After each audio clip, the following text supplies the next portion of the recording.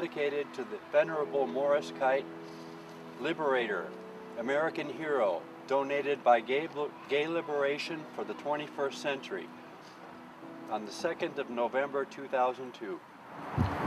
My name is TomSwannHernandez, and I'm with Randy Schecher. And this is November 19th, 2019. My teacher, the late, great, venerable Morris Kight, K-I-G-H-T, was born on this day 100 years ago in Texas, November 19th, 1919. Morris Kight lived in Texas and then New Mexico, and then eventually came to Los Angeles, and he was a pioneer of the lgbtq civil rights movement. He was active before Stonewall. He's called Liberator because he liberated a lot of groups that were shackled with the chains of oppression and discrimination. Morris is very famous for several reasons. First of all, in 1975, he went to the National Conference of the American Psychiatric Association and talked to them and persuaded them to change the diagnostic manual to show that homosexuality was no longer a mental disorder. It was no longer an illness. He had them to remove that from the diagnostic manual, so psychiatrists would no longer consider homosexual to be a sick person or a mentally disabled, mental illness. Right, mentally disabled. That was 1975. During the Vietnam War, Morris Kight was a pacifist. He was not a veteran. He was a pacifist. He believed in peace. He was nominated for the Nobel Peace Prize, but never received it. But he was nominated, which it still counts. And he was very famous because he humiliated and embarrassed the Dow Chemical Company so they would stop making Agent Orange. Because Morris researched Agent Orange and found out that a thimble full of Agent Orange could kill a human being. And so he humiliated them to stop producing Agent Orange. Morris was opposed to the Vietnam War, and he fought for peace for many years. Morris came out of the closet to Eleanor Roosevelt when she was First Lady of the United States in Texas, when she spoke at Texas Christian University, and that's where Morris happened to graduate, Texas Christian University, and he came out of the closet to Eleanor Roosevelt. And Morris was the co-founder of the Stonewall Democratic Club of Los Angeles in 1970, which was a time when the Democratic Party was not sure wanting to embrace gay and lesbians. And Morris Kight co-founded that chapter, that organization, which is very large now. And of course now we have national Stonewall clubs throughout the whole country. That was the first Stonewall Democratic Club in Los Angeles in 1970. I sued the Navy for gays in the military in 1993-94, and that's when I met Morris, and he was very helpful to me in my case against the Department of the Navy. The ACLU represented me. Morris was very influential, very supportive. And then in 2001, we wanted to dedicate America's first gay veterans memorial in Cathedral City. The Palm Springs Cemetery District was opposed to it, and they changed the rules 3 times so we couldn't get permission to have the memorial. And Morris Kight was one of our board members who held a meeting in West Hollywood to discuss strategy. And we decided to form AMVETS Post 66, and then by doing that, we got permission to have the memorial at the cemetery. And Morris spoke at the dedication ceremony on May 27, 2001.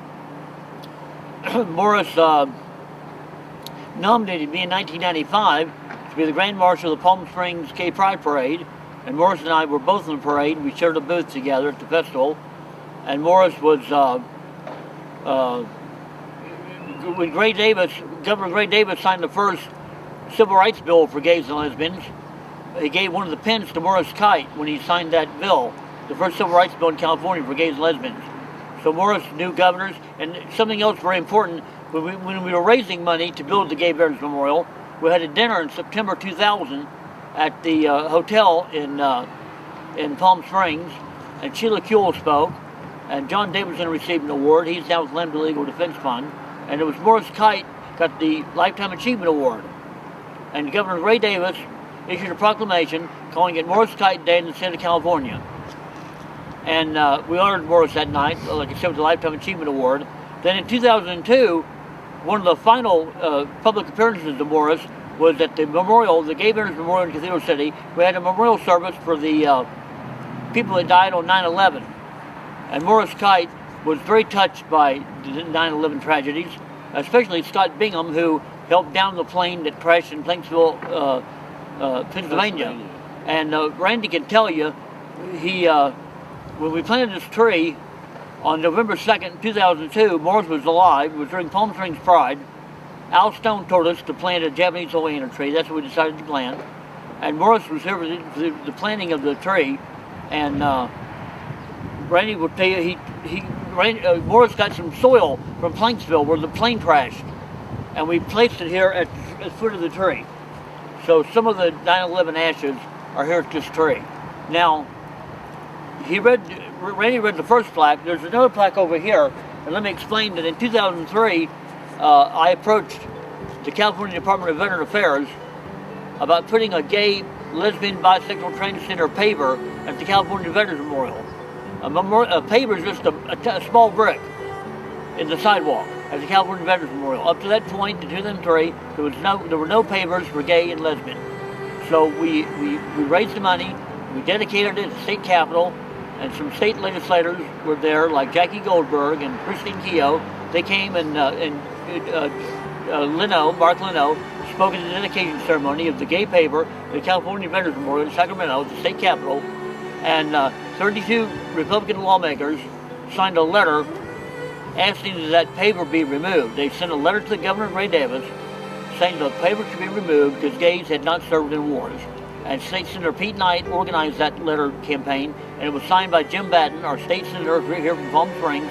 He signed the letter to remove the paver, and we were not happy about that, so we decided to put a replica paver right here at the Morris Kight Tree. And we dedicated this paver. We had the Desert Winds Freedom Band. Mayor Rod Oden had just been elected mayor, and Jenny Fote had just been elected to city council. We had a wonderful ceremony here, and we dedicated this gay paver to the gay, lesbian, bisexual, transgender veterans that died in wars. And I think, Randy, I've covered everything I wanted to say. By all means, it's your turn. Just something to add.